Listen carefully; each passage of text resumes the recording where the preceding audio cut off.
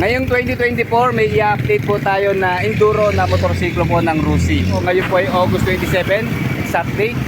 At napansin ko po kasi dun sa ibang mga China brand, wala ho kumakitang katapat itong motorsiklo na to. And then meron din pong binago sa kanyang presyo at sa kanyang specifications, meron din ako nakitang konting pagbabago lang naman. Kaya sa mahilig sa mga enduro na motorsiklo, wag po kayong aalis. At meron po tayong iikutan. Okay mga riders, bago tayo mag-start, i-update ko muna po kayo sa mga available na units ngayong August 27, 2024 dito po sa Rusi, Santa Cruz, Laguna. Okay, dito po sa kanilang showroom, meron naka-display na Rusi Karusa 200. Na-review na po natin ito siguro mga 2 months ago. And then dito po sa hanay ng mga scooter, nangunguna po dito si Rusi Rush na 125. And then si Rusi Passion 125 din. And then ito po yung Rusi Breeze na 150. And then syempre si RFI, ito po yung bagong version ng keyless na meron na mo siyang sticky.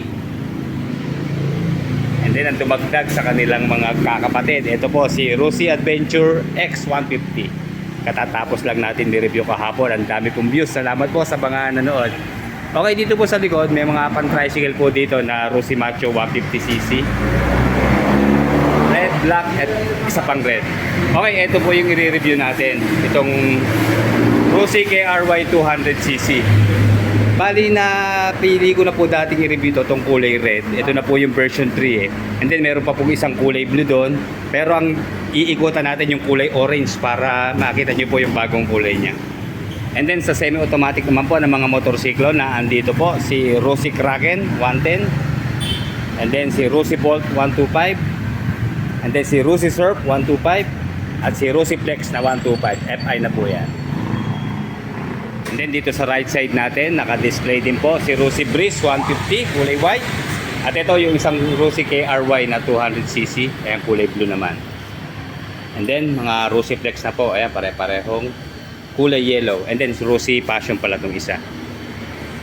Ayan mga ka-riders, samantalahin po natin ngayong tag-ulan. Naka-promo po sila. Ayan, no down payment po ayan sa mga selected na motorsiklo nila. Okay, na-i-review na po natin yung kulay red, kulay blue, at ito naman yung kulay orange ang ating i-review ngayon para po sa mga hindi pa nakikita itong kulay orange. Ayan, sir, magandang morning. Baka may shoutout ka muna. Baka may shoutout, hapon na pala, okay? Hapon na. O baka may babatiin, sir. Marami akong babatiin eh. O sige, isa-isa natin mamaya, ha? Binabati ko lahat ng mga outlet namin. Okay. Yun lang. Okay, dito na sa labas tayo para maliwanag. Okay mga ka-riders, may available po itong kulay na blue-black combination, orange-black combination, saka yung pong red-black combination. Meron din po itong white-blue, saka yung kulay white-green ay wala lang po sa ngayon. Ito na sa ating harapan, ang Rusi KRY 200. Ngayong 2024, ito na po ang bagong labas na KRY. Okay, sa mga binago po sa kanya, unang-una ko napansin na binago po, itong kanyang tangke mukhang pinalaki ho siya. At siya plastic na. Hindi ko lang sure kasi yung nakaraan parang plastic din, pero ito hard plastic naman, hindi siya basta-basta mabubutas. Okay, meron po siyang fuel tank capacity na 10 liters. Hindi lang ho tayo sure kung dun sa naunang version nito ay 10 liters din. Kasi napansin ko, medyo lumaki na siya. Ayan, bumaba po siya. Oh. At ang maganda ho rito, itong kasama niyang mga pairings po, flexible na rin. Kita nyo ha, sasample lang ho kayo. Oh, di ba? Makunat siya, oh. Malaking bagay po yan. Halimbawa tayo po ay hindi nasa mapabangga. Ayan, sasama lang siya, oh. Susunod lang siya. Hindi siya basta-basta mababasag.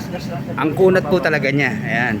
And then ito po ang binago sa kanyang pairings. Ito, napansin nyo to, medyo lumaki po siya. Parang mas naging protected yung ating hita dito. Lalo na doon sa exhaust muffler niya. Ayan, ito rin o yan, flexible din po yan. Ayan, naalala ko po dun sa unang labas dito, parang mas exposed po yung kanyang muffler. So dito ho, protected na tayo, kahit wala na siyang heat guard. At eto naman, mas lumapad na yung kanyang pairings dito sa side. At ang ganda naman sa kanyang muffler, ayan, siya po ay stainless na. At syempre, Euro 3 compliant pa rin po ang kanyang emission control. Ayan, naka laser print na po yung kanyang brand na Rusi. Okay, wala rin na bago sa kanyang design ng decals. Yun pa rin naman po doon sa mga naunang version. Okay, dito po sa kanyang pinaka visor, may nakalagay na Rusi brand, and then Euro 3 compliant, and then yung kanyang displacement na 200. And then ayan, may mga design siya dito sa mga fender niya. And then ito maganda, meron siyang fork protector dito sa kanyang front suspension.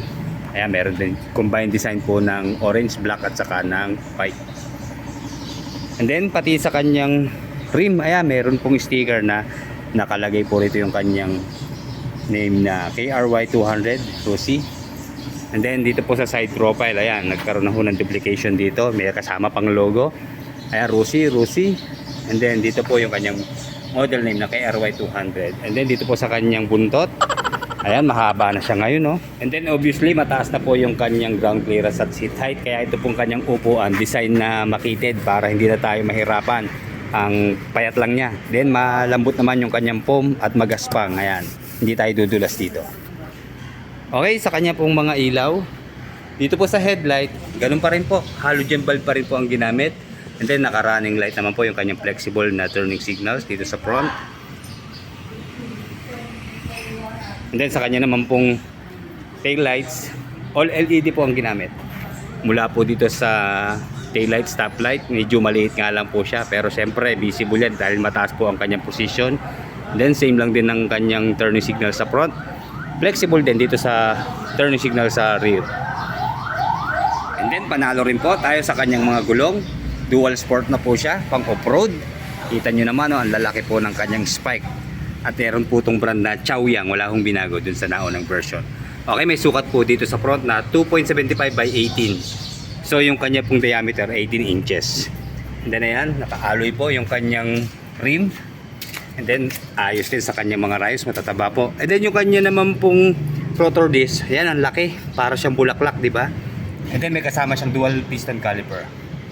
And then syempre naka-inverted na po yung kanyang fork, naka-chrome na. Yan, ang taba po, para sa heavy duty na takbuhan. Naka-disc na rin po dito sa kanyang rear brake na meron pong single piston caliper.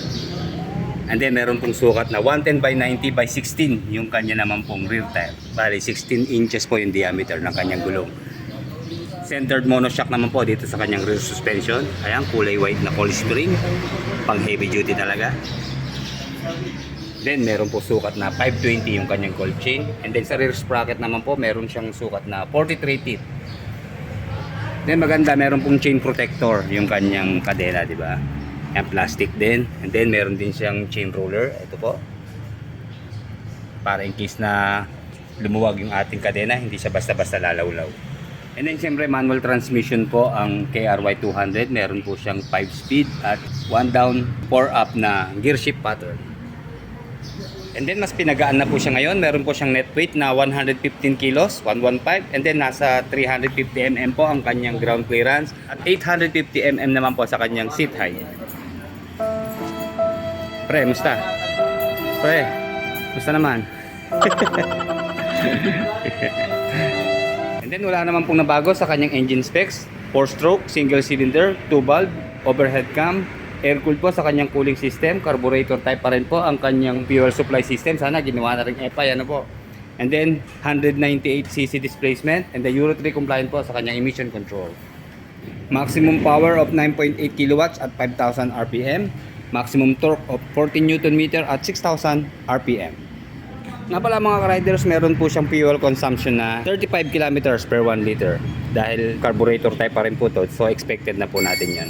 And then sa kanya naman pong top speed sa manufacturer's claim, nasa 95 kilometers per hour. Isa po sa na-improve dito sa KRY200.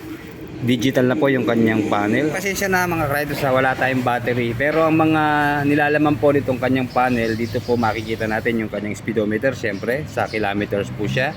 And then meron din po siyang turn signals dito. And then high beam indicators, stall display, total mileage, engine speed, saka trip mileometer. Maliit lang siya. At then meron siyang button dito na dito po siguro ang select set dito sa maliit na to. And then sa kanya pong handle po siya, meron pong brand na Rusi. Aluminum po yung kanyang naked handlebar. And then pagdating po sa kanyang clutch lever, okay, tama-tama lang po. And then ito po yung kanyang switch ng DRL, headlight, and then switch off, high beam, low beam sign, turning signals, horn. And then dito po sa kabila, ayan, meron po siyang kill switch at yung kanya pong electric starter push button.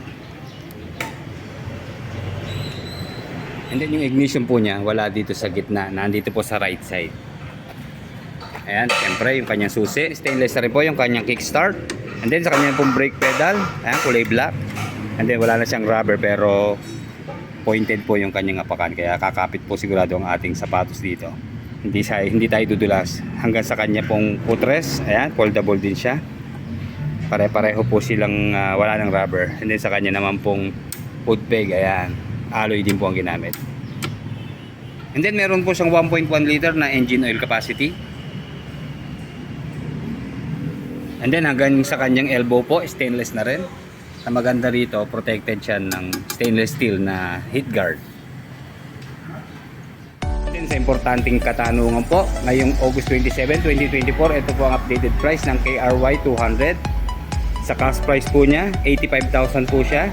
And then magda-down po tayo sa installment ng 7,000. And then sa 3 years po, 3,475. Sa 2 years naman po, 4,640. At sa isang taon naman po, 8,140. And then re-rebate pa po sila ng 300 kapag update po tayo magbayad.